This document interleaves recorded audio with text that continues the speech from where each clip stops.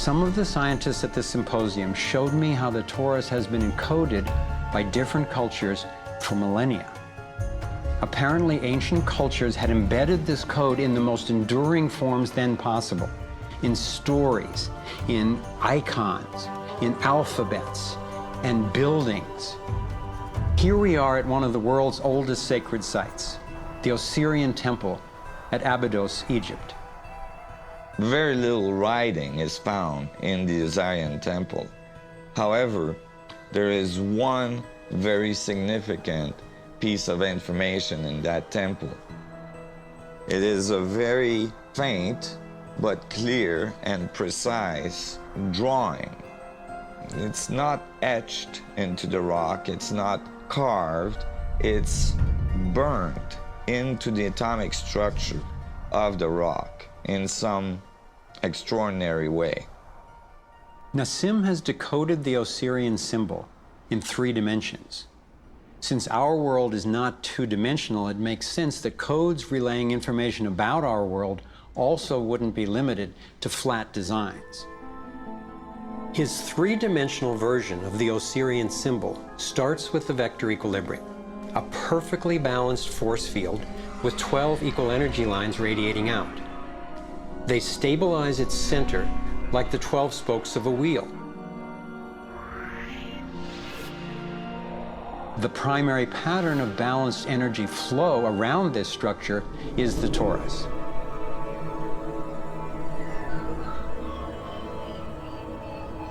Here we expand to the next larger scale with a total of 64 pyramids called tetrahedra.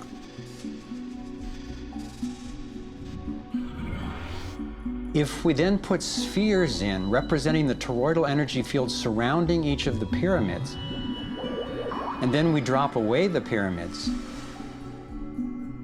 we end up with a matrix that is, amazingly, an exact overlay for the Osirian icon, a 3-dimensional model of the same pattern that was burned into the rock wall of the Egyptian temple thousands of years ago. Now we travel across continents, from Egypt to China, where the same geometry appears at another sacred site built in 1420. Then you go to the Forbidden City, where the sun gods reside, and where you find at the entrance the Fu dogs, the guardians of the knowledge. They guard the knowledge under their paw. The same geometry of 64 energy units is encoded again. I started wondering, is it just a coincidence that the exact same design appears in significant places on 2 different continents? But then Nassim showed me that this geometry of 64 is encoded time and again in cultures across the centuries and from all over the world. The Hebrew Kabbalistic tree of life creates the same structure we just saw, with the vector equilibrium again embedded at every level. The ancient Chinese system of wisdom called the I Ching is based on 64 hexagrams, symbols with 6 lines in a set, some continuous, some broken. These can be put together as the 6 edges of a tetrahedron, and together would form the 64 tetrahedron crystal.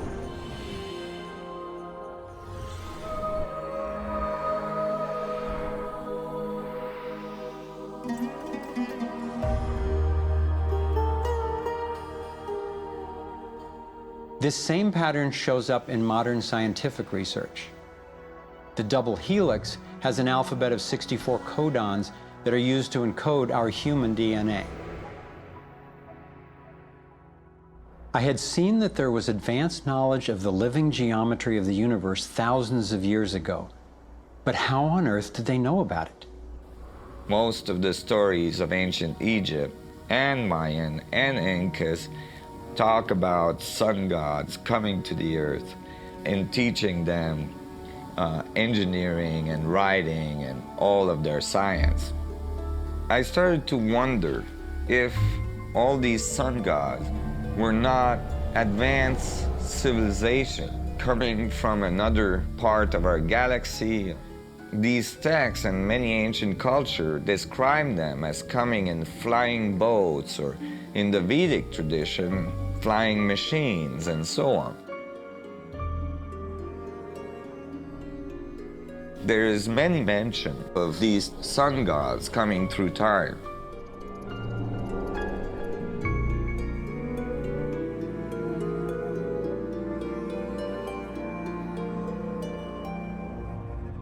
Could these early pilots from beyond our world be the ones responsible for sharing the knowledge of this code? Could they actually be tapping its power to propel themselves through the cosmos? This isn't where I thought my research would lead me, and these notions were rocking my world.